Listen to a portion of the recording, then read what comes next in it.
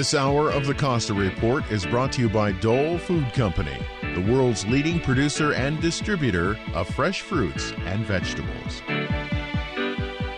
Welcome to the Costa Report. I'm Rebecca Costa, and thank you for joining me for another 2 hours of straight talk radio.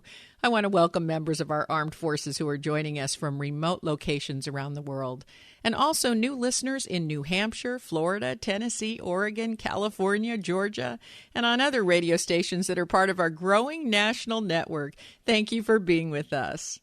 In just a moment, popular radio and television host, author, and philanthropist Tavis Smiley will be here to help us tackle a difficult subject that we've been wrestling with in this country for many generations, and one where we occasionally have the feeling is improving, only to experience setbacks, as we saw in the streets of Philadelphia.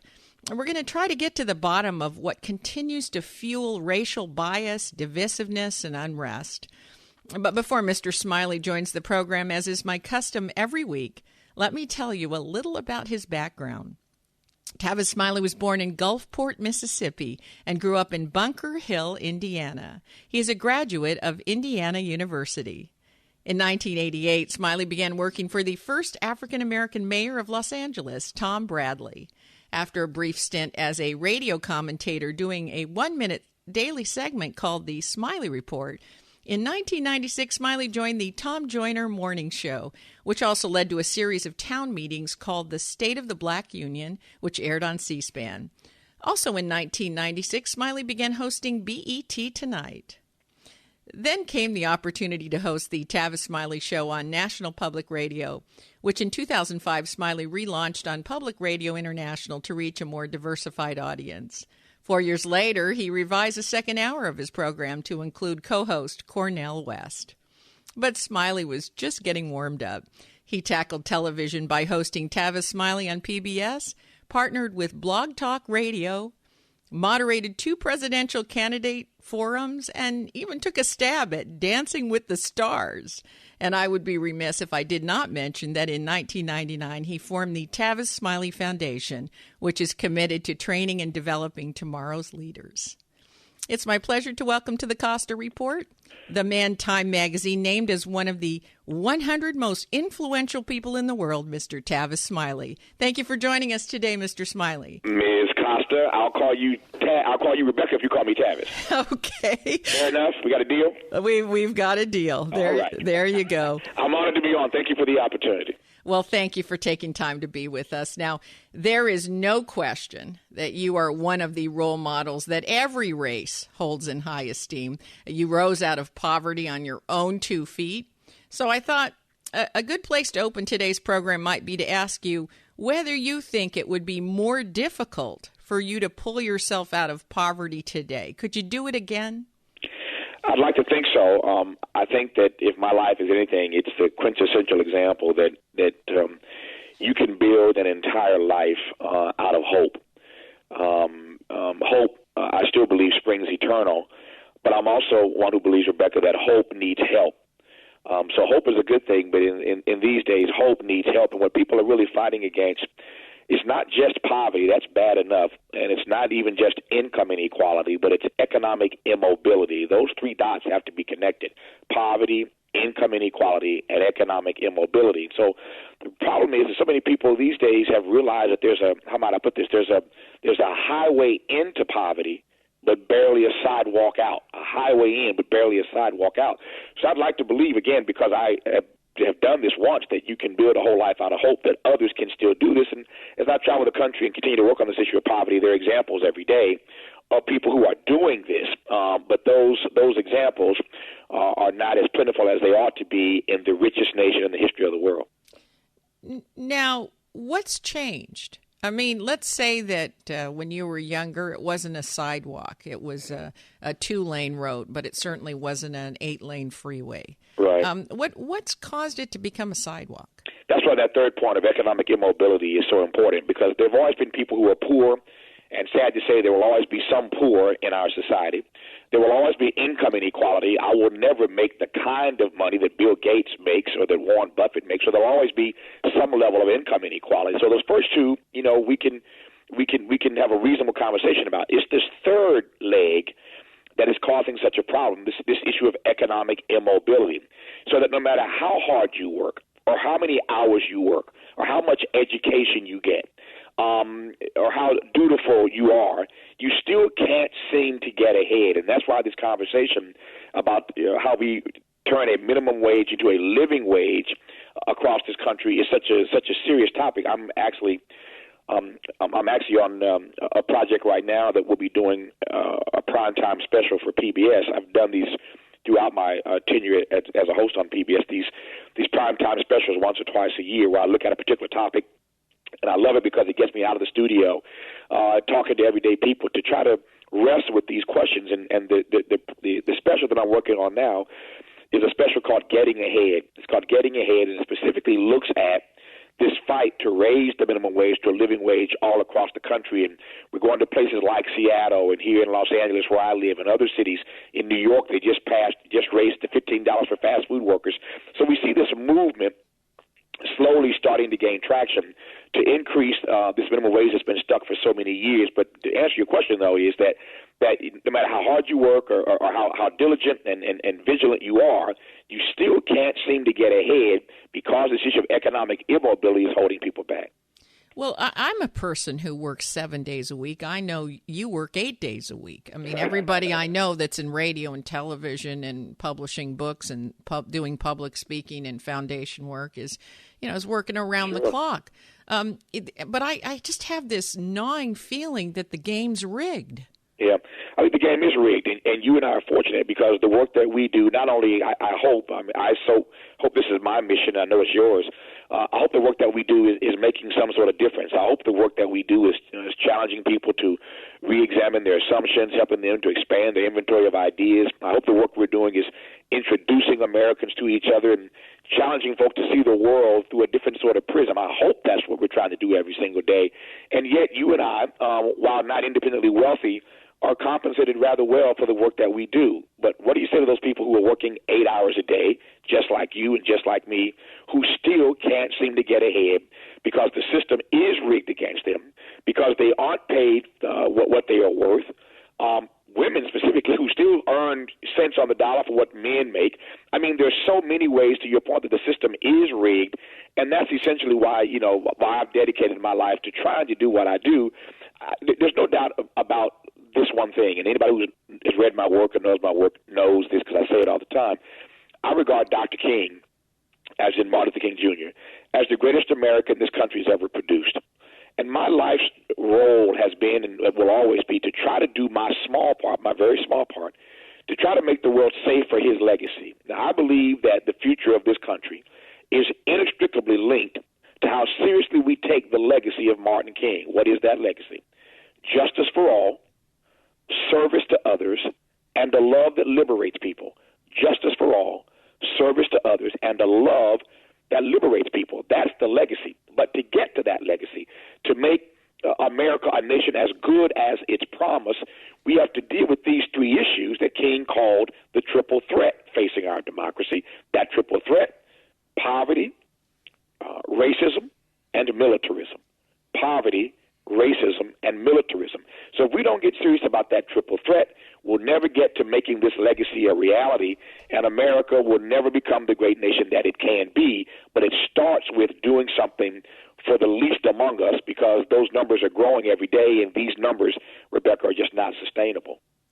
Well, there's no question that the figures in terms of income inequality are daunting, and they speak of deeply embedded systemic issues that have to be attacked, mostly that are very, very complex and difficult to get our arms around. Now, we have to take our first scheduled break, but when we come back, we're going to find out more about Martin Luther King's his description of the greatest threat to America, which was this triple threat. So stand by. We're going to hear more from Mr. Smiley. You're listening to the Costa Report.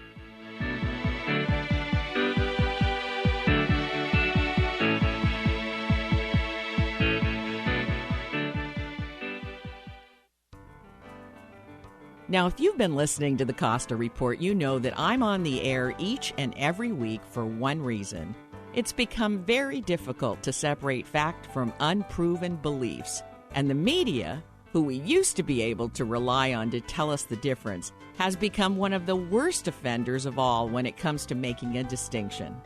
But in addition to being on the air, I've written a book which explains why losing a grip on the facts is so dangerous. It eventually culminates in irrational public policy, something many of us worry about today. So I'm urging you to go to RebeccaCosta.com and get your copy of The Watchman's Rattle, an eye-opening book which after the first few chapters you'll be telling all your friends about. That's The Watchman's Rattle at RebeccaCosta.com. Do it now, RebeccaCosta.com, and remember, The Watchman's Rattle. Hi, I'm Amy Tobin, cookbook author and culinary expert. Strawberries, blueberries, blackberries, and raspberries. Dole has a bounty of berries ripe for the picking. Fresh berries are not only delicious, but some of the most powerful disease-fighting foods available. Researchers have found that berries have some of the highest antioxidant levels of any fresh fruits. So add a handful or two of your favorite berries to your next meal and enjoy their nutritional benefits and natural sweetness in all of your dishes, from salads to desserts and everything in between. For fresh tips and ideas from Dole's berry experts, visit berries.dole.com. And be sure to check out the pages of mouth-watering recipes. Whether it's a sweet and savory blueberry cranberry chicken salad or a simple strawberry sorbet, Dole has the perfect berry to inspire your next berrylicious dish.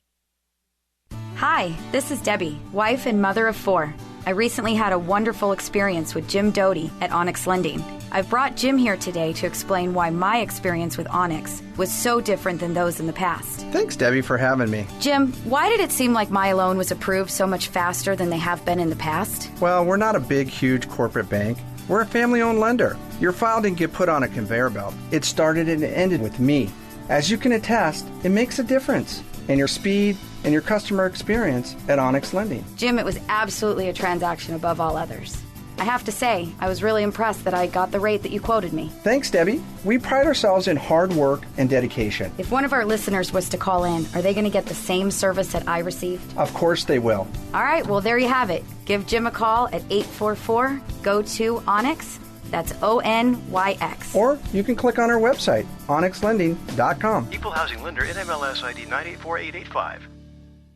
The sun is high in the sky, which means it's time to get your RV and trailers ready to roll. Hi, I'm Rena Mills, owner of RV Service Center of Santa Cruz, your locally owned RV parts and repair center, with over 38 years of service to the Central Coast community. In addition to RV repairs, our qualified staff services and maintains boat, horse, and utility trailers, in addition to toy haulers. We also restore vintage RVs and work hand in hand with all insurance companies to ensure that your RV is restored to its original condition. RV owners, RV Service will match your insurance deductible with a service voucher of equal value. It's like you pay nothing. Get your RV and trailers ready to roll with the help of your friends at RV Service Center. You'll find us easy to reach and easy to use at 2525 Mission Street, Cross Streets, Mission and Swift Streets in Santa Cruz. Call us at 831-427-0881 or rvscsc.com.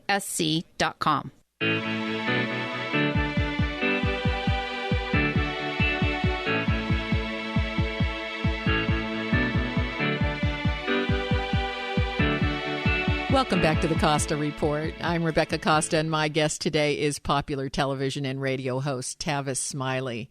Now, you mentioned the triple threat that Martin Luther King described some 47 years ago: poverty, racism, and militarism. So let's talk about poverty for a moment. What do you say to experts who attribute the lack of progress for the Black community to a failed immigration policy and the influx of Hispanic workers who are competing for the same jobs? Do you think that's actually played a role? Yeah, I don't think anybody buys that argument. This is the richest nation, I repeat, in the history of the world. And no matter what our politics are, we all want to live in a nation, as I intimated earlier, that is as good as its promise. The problem with America, Rebecca, is that there is a huge gap between the promise of America and the possibility in America for all of our fellow citizens. And we see more and more American corporations shipping jobs abroad but making more profit at home. So I don't think anybody with half a brain buys the argument anymore, as if they ever should have, that black folk are suffering because Hispanics are taking jobs, quite frankly, that people, if they had another choice, wouldn't want anyway. I mean, nobody's dying to pick grapes or to pick oranges or to, I mean, there's dignity. I want to be clear. Dr. King once said, and he was right about this, there's dignity in all work. There is dignity in all work. And yet, if we had our choice, we'd rather be doing different things with our lives, so that when people make that argument, they're acting as if these are jobs that black people who struggled for so long anyway would want to have first and foremost. So the argument just doesn't hold water. But I believe, again, as a nation with all the resources and the opportunities and et cetera, that we can do better for all of our citizens. But there's something called greed, corporate greed, that gets in the way from making that happen. Well, I can't agree with you more. I remember one summer spending it picking strawberries. Right. And I wasn't a big fan of college at the time, but I sure turned into one. I couldn't wait to get back to school. Yeah, I can imagine.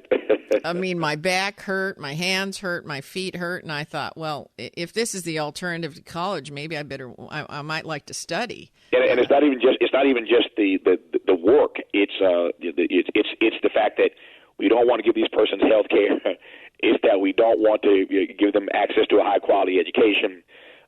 There's so many other opportunities that Americans have that we don't want to extend to this worker community, to these undocumented workers specifically, and yet we have this sort of faux debate about the fact that we really want to get rid of them. I mean, I laugh at this all the time, and it's not really laughable, but it's so ridiculous to me, because if you can just imagine we woke up tomorrow morning and every undocumented worker in the state of California and across the country just disappeared.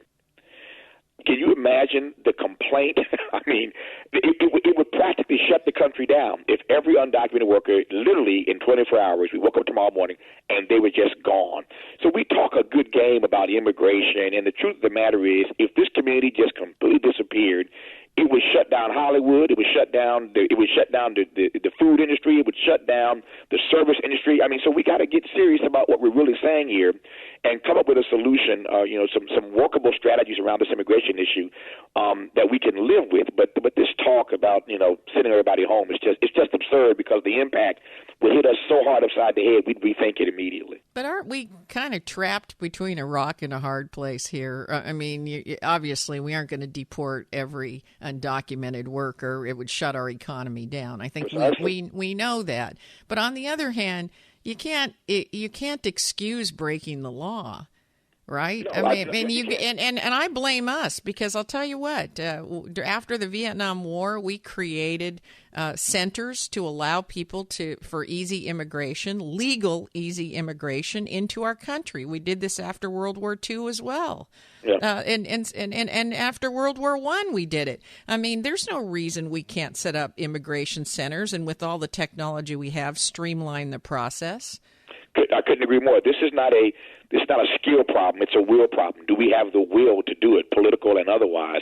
And I think one of the things that troubles me about the way we do public discourse, or don't do public discourse, put another way, one thing that troubles me, Rebecca, is that we can't seem to wrap our brains around coming to policies that are reasonable. We get caught on these extremes, but we can't seem to find our way to reasonable compromise on the things that matter in this country. This is true of the immigration debate. Nobody is saying open the floodgates and let everybody in, and nobody is saying send everybody back home. But we ought to be able to find our way to a reasonable solution on this immigration issue. The same is true of gun control. Nobody's saying take away everybody's gun and you no longer have any rights.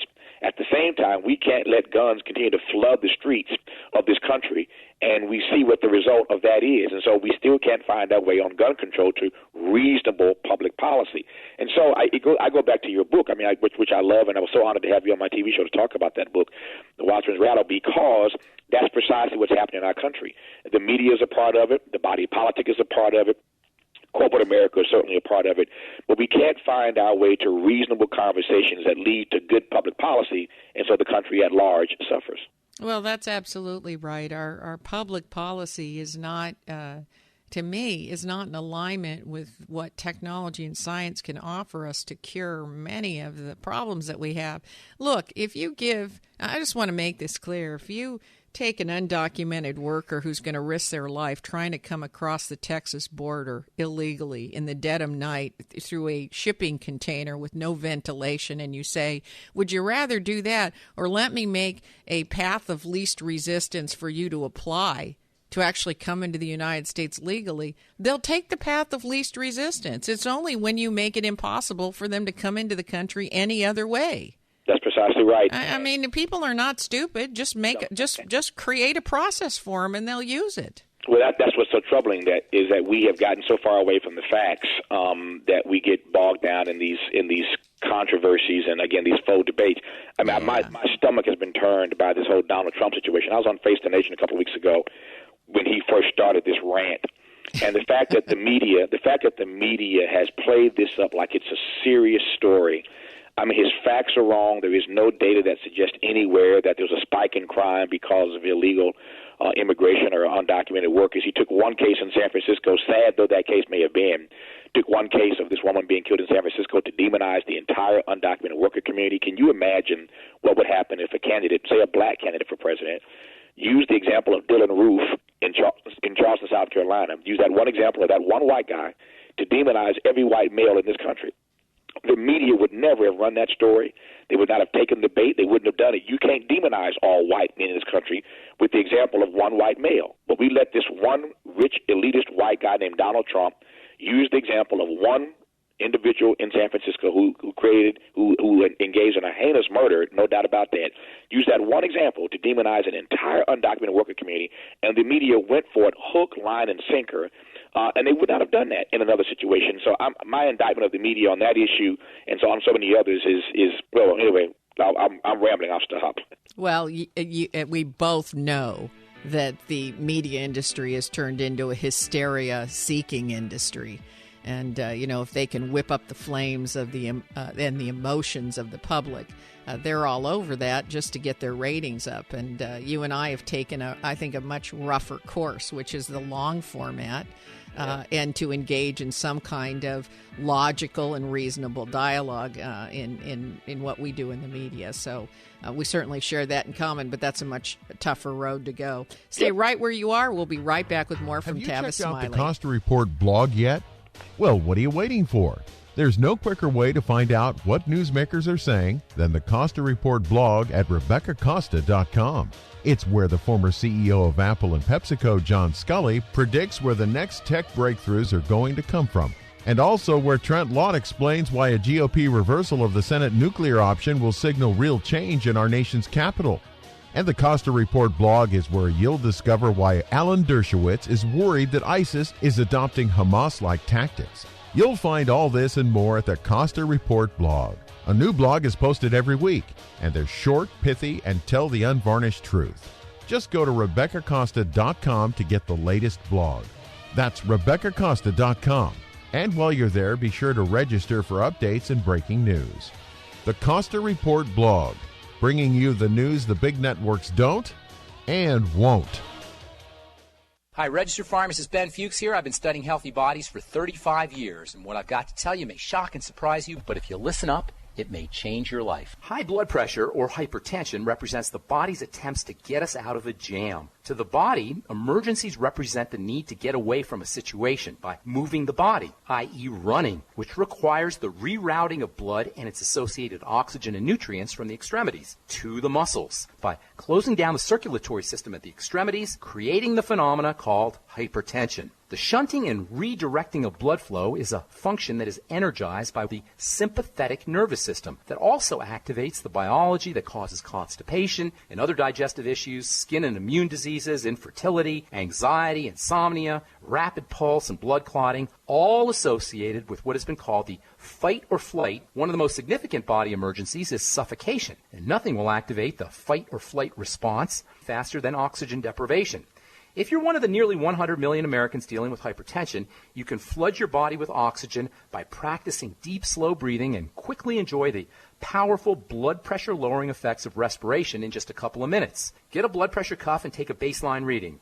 Then spend 120 seconds or so slowly inhaling and exhaling deeply into the belly. Then do another reading. You'll notice an immediate drop in blood pressure and over time, an equally significant reduction in all the other symptoms of an activated stress nervous system. Pharmacist Ben here, urging you to go to kscohealth.com to order Beyond Tangy Tangerine, the Healthy Start Pack, and other nutritional supplements that I personally use and recommend. You can purchase these premium quality products at wholesale prices online at kscohealth.com. That's kscohealth.com. I'm the pharmacist that believes that staying healthy and strong is not only about medicine, it's about giving your body the raw materials it needs to do its work. Go to kscohealth.com. Make sure you check out the cool videos too at kscohealth.com. That's kscohealth.com. Money can't make you happy, but the lack of it can sure add a lot of stress to your life. Need help with your personal finances? Listen Thursday nights at 7 p.m. to Money Moves. Host Pamela Fugit-Hedrick offers 1 hour of free tips and tools to help you manage your cash flows with her Money Moves. Each Thursday night, she discusses topics like how to prevent a complete personal financial meltdown, how to start a go-to fund for emergencies, provide ideas on how to cut back rather than cutting out some of your expenses, how to erase your debt load and financial stressors, how to find funding for your retirement, how the heck do you enroll to use health insurance. No more excuses. Money Moves can answer these questions and so much more. Tune in Money Moves with your host, Pamela Fugit-Hedrick, Thursday night from 7 to 8 p.m. to work on your money moves.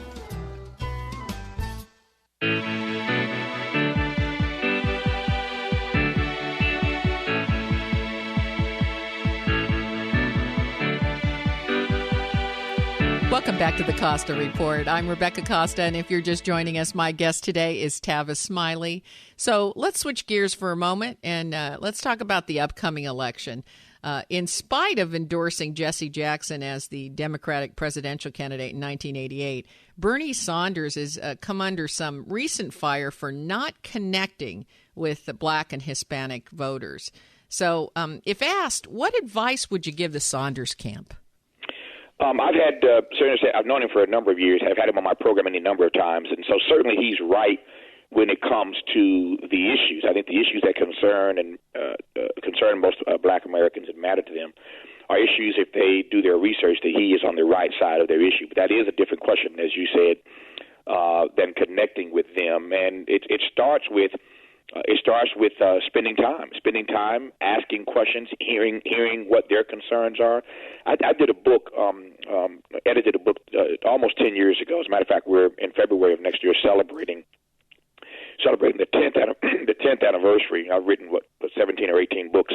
19. You've written 19 books. You forgot how many. There's so many. You forgot how many. But this one book is the one that has stayed on the bestseller list the longest. It was called The Covenant with Black America. Came out almost 10 years ago. We'll celebrate the 10th anniversary in February of next year. And this book laid out the 10 issues that are most important to Black Americans, and specifically what needs to be done on those issues. It hit the New York Times bestseller list, stayed on for, I think, 14 or 15 weeks. It was being talked about everywhere, and this was a book where we had done the research to really get a sense of what matters most to Black America. 10 years later, interestingly, most of the stuff on that list hasn't changed, sadly, in the era of Obama. We have lost ground on many of these issues. Black people have lost ground in every single leading economic category, even in the Obama era. And that's not to demonize or cast aspersion exclusively on him. It is to say, though, that even in the era of the first Black president, we've still lost ground. So it ain't like Black folk have figured this out either.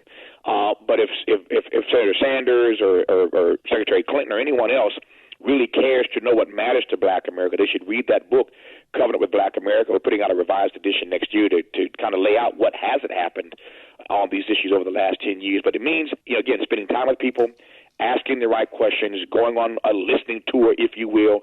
But if you care about the community will care about you. People say I heard that old adage years ago that people don't really care what you know until they know that you care.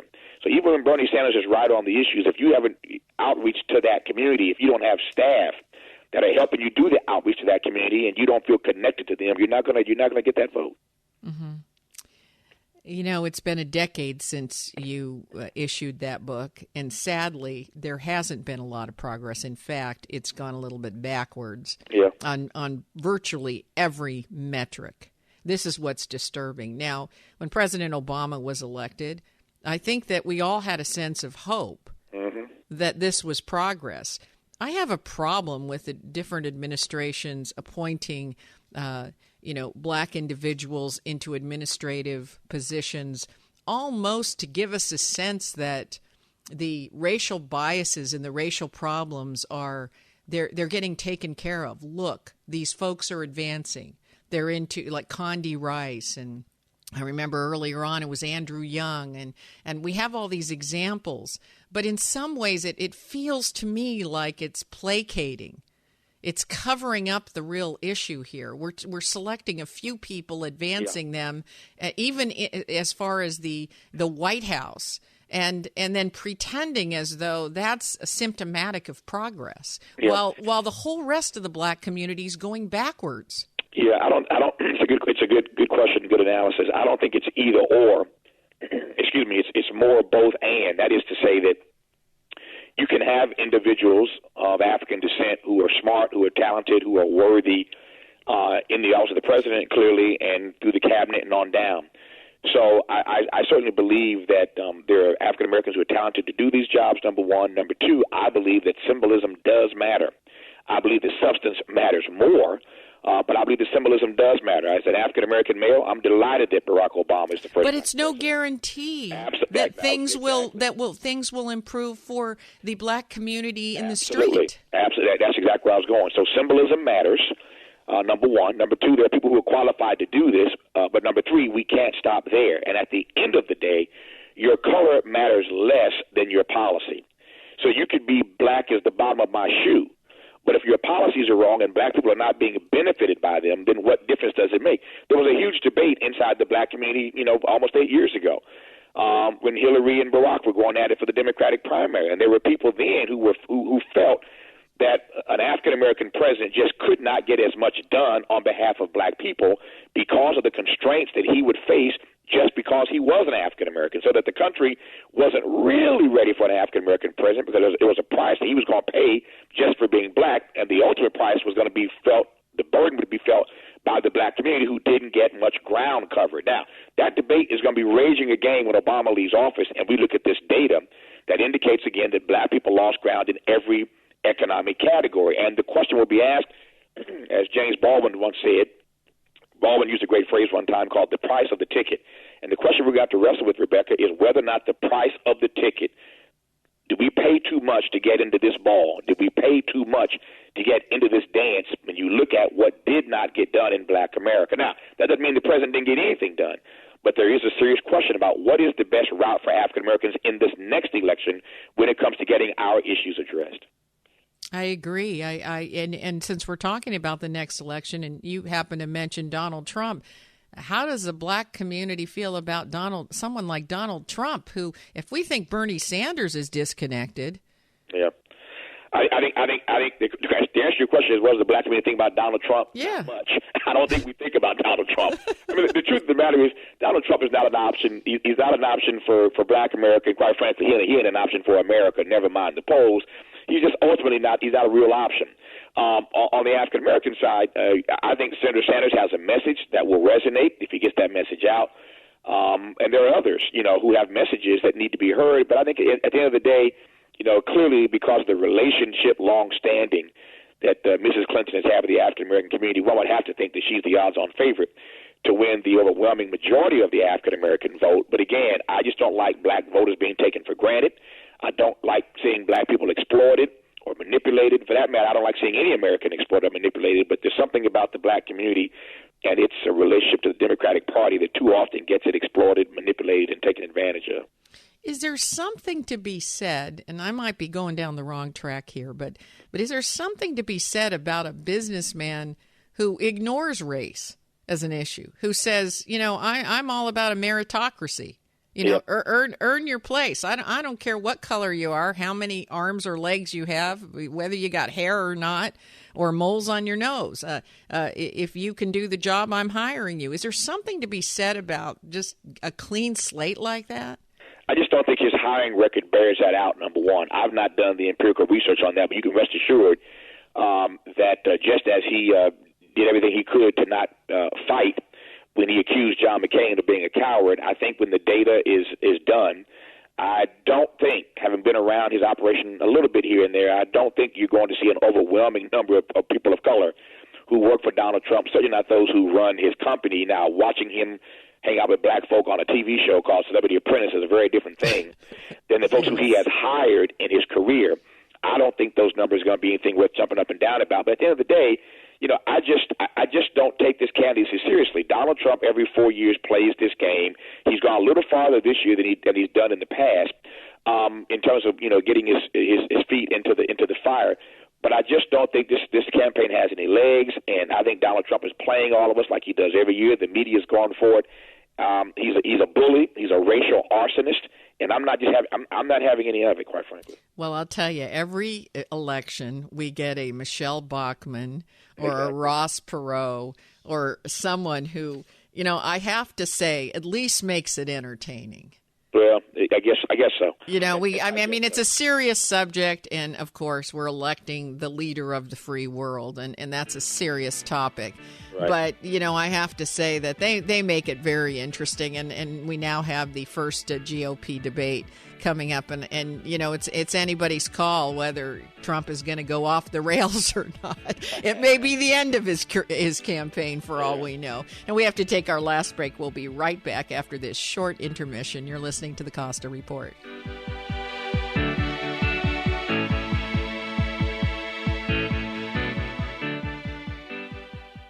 I'm here today with Scott Caraccioli. Where can people go to get Caraccioli Cellars wines? The best place is your computer and go to caracciolicellars.com, and that's CARACCIOLI, Cellars with a C. Or if you happen to be in the Carmel area, visit our tasting room in downtown on Dolores. We're also available in many restaurants. We're distributed in about 15 states, and we direct ship to about 30. So there's a good chance that we can get it to your door. And I will tell you that the easiest way to get the wine is to go straight to the website. It makes it so convenient to have it arrive at your doorstep. I cannot tell you how many dinner parties I've had where, even though you're not that far away from me, I've ordered by mail so that the wine would arrive in time for my dinner party, and it always has. Visit the Caraccioli Tasting Room on Dolores Street in Carmel by the Sea, or find us online at caracciolicellars.com, or reach us by phone 831-622-7722.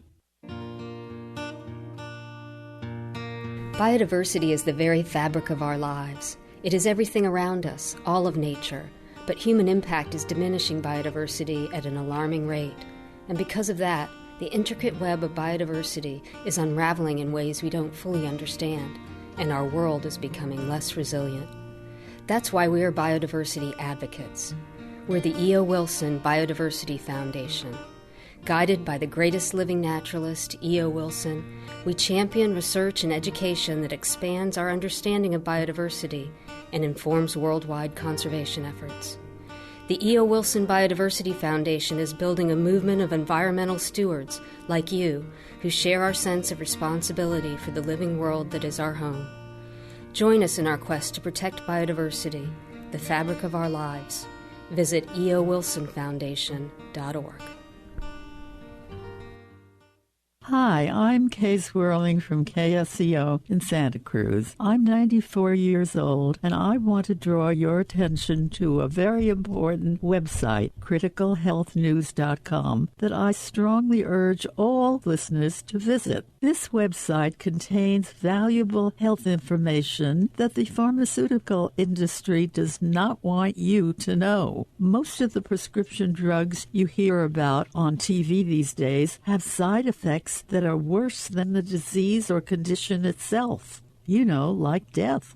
To me, it makes much more sense to give my body all of the 90 essential nutrients it needs to live long and stay healthy. There are some amazing articles, videos, and audio lectures by Dr. Joel Wallach and pharmacist Ben Fuchs that I believe everybody should hear. Go to criticalhealthnews.com.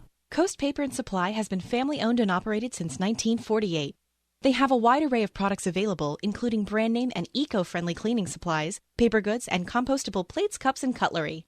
Whether your needs are for business or home, Coast Paper and Supply's friendly and reliable staff have what you're looking for. They even accommodate special orders. You can find them at 151 Josephine on River Street in Santa Cruz, Monday through Friday from 8 a.m. to 4:30, or call at 831-423-3350. Coast Paper and Supply is a proud member of Think Local First. Times are changing and cannabis prohibition is coming to an end. With legalization approaching, it is obvious the time to talk cannabis is now. The Cannabis Connection opens a dialogue around all themes cannabis. Our team delivers the latest in cannabis research, news, industry, culture, and legal developments. The Cannabis Connection, connecting the dots to all things pot. Join us Friday nights from 8 to 9 on KSCO AM 1080.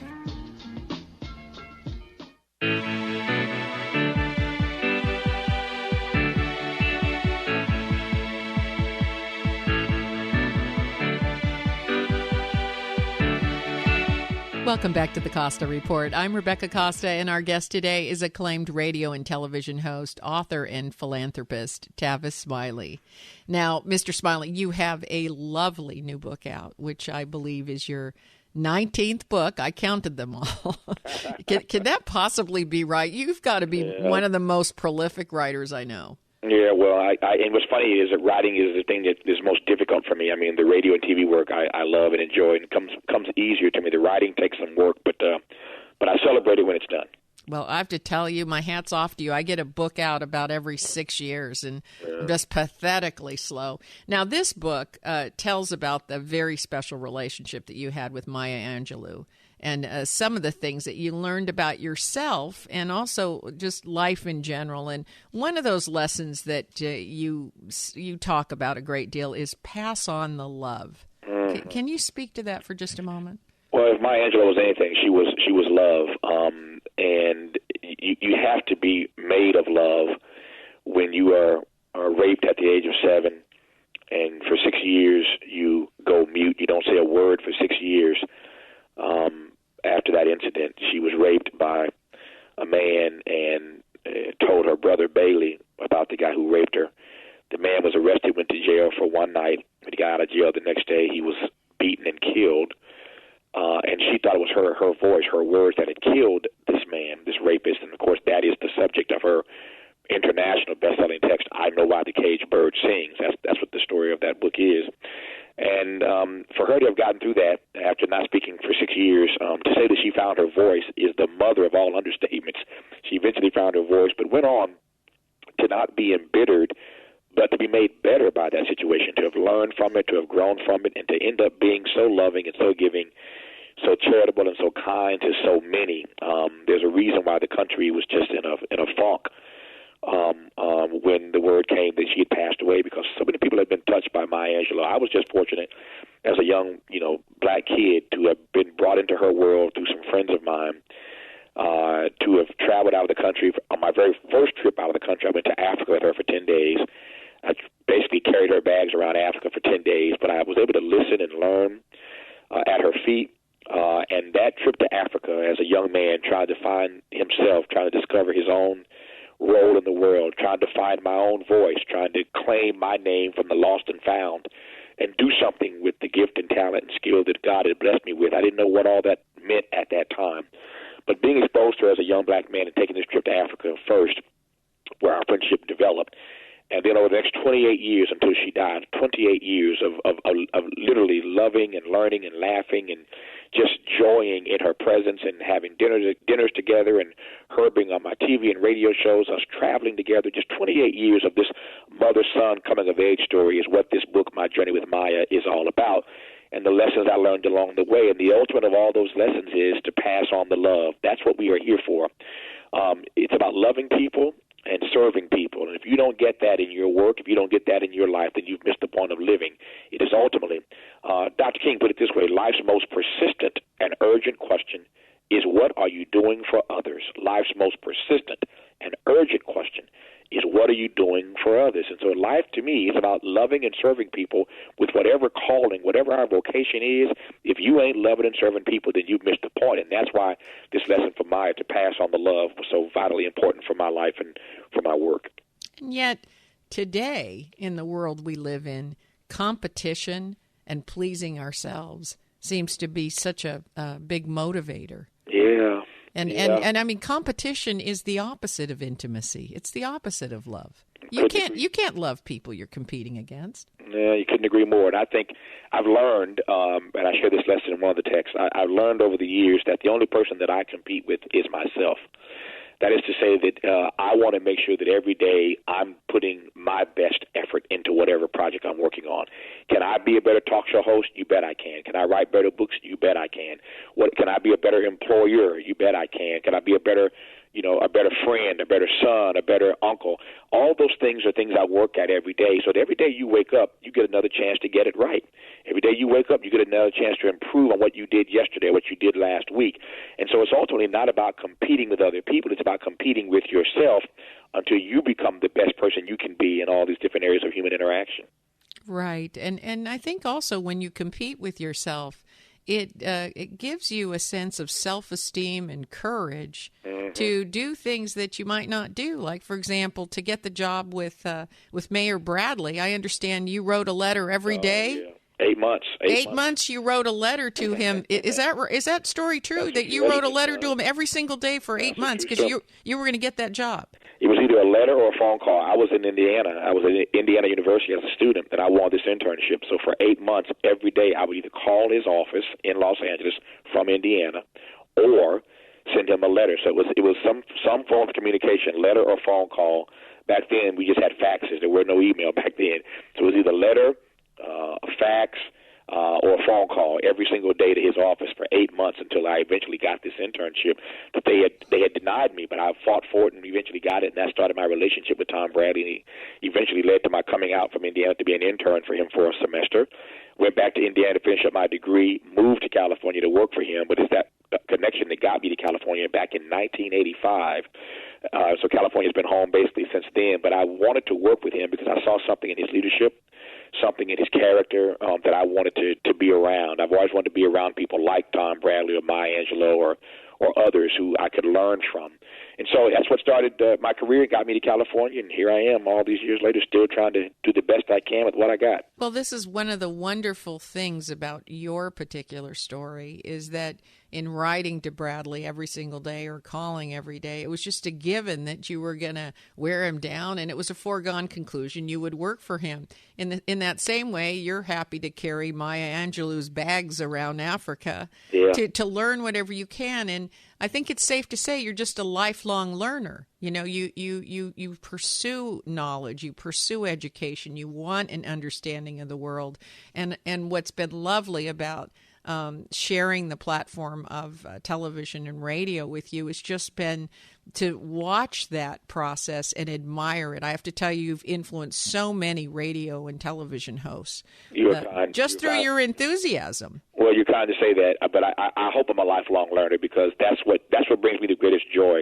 As you know, being not just a host but being an entrepreneur, this is not easy. This isn't easy. It's heavy lifting, and I don't need anybody to play violins or feel sorry for me. I do that myself sometimes. But there are days when this is really heavy lifting. I'm on PBS every night, but I own that show. PBS distributes it. I own it, which means I produce it. I raise all the money for it. The same thing in my radio show. And when you're trying to do this because you love people and want to serve people, it's what King called once a vocation of agony. You love the vocation, but it is at times a vocation of agony. But you do it because you love it, and I do it because I learn. I sit on that show every night, and I'm learning from people. When you were on my show, I learned so much from you. And I read your book. I learned from you. So every day on TV or radio, it's about me learning. And one thing is for certain, when I go to bed at night, whether it's real or not, I don't know. But I go to bed every night at least feeling smarter. Yes. I go to bed, I feel like I learned something. And that makes me feel better about my life. Well, I have that same feeling as well. Well, that's just about all the time we have today. But do you have a website where listeners can go to get more information about the book and keep track of your activities? Sure. Thanks for asking. It's TavisTalks.com. Since that's all I do is talk, we call it Tavis Talks, TavisTalks, TavisTalks.com is where you can find me. Rebecca, thanks for having me on. Thanks for the work you do. I salute you. I celebrate you. And I love you. Thank you so much, and I hope you'll come back soon. Thank you, Take Mr. care of Smiley. Bye-bye. If your station is leaving us after the first hour and you have a question or a comment to make about our interview with Tavis Smiley or any of our other guests, you can download previous episodes of the Costa Report from Apple iTunes, Podbean, our YouTube channel, and website. This week, the site features blogs from our interviews with former Secretary of Defense William Cohen about the dangers sequestration poses to the United States military, as well as a piece about our conversation with Democratic presidential candidate Lincoln Chafee. So take a moment to visit RebeccaCosta.com and check out the weekly blog. It's posted every Monday morning. I know some people just, wake up in the morning, click on the blog, and have their cup of coffee. It's a very, very short and quick read and summarizes what the guest had to say that week in case you missed the program. The website's easy to remember. It's my name, RebeccaCosta.com. Next week, we'll continue to explore race relations in America and what role this is likely to play in the 2016 election. Civil rights leader and former candidate for the Democratic nomination for the presidency, Mr. Jesse Jackson, will be here to talk about the benefits of a true meritocracy in America. Don't miss Jesse Jackson next week on the only news program that puts policy ahead of politics. Now stay tuned for another hour of Straight Talk Radio. You're listening to the Costa Report.